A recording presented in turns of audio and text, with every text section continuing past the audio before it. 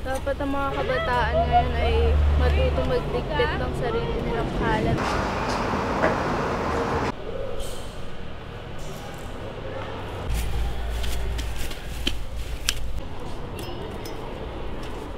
Inis kami ng historical place which is the 41st Division, USAFE. At tulungan naman ang government sa mga ganitong mga lugar na sila din naman nagkalat. Naka-cover po yung mga kalawang po at lalong gumaganda po yung pagbibinto na po. Magmumukha po siyang bago.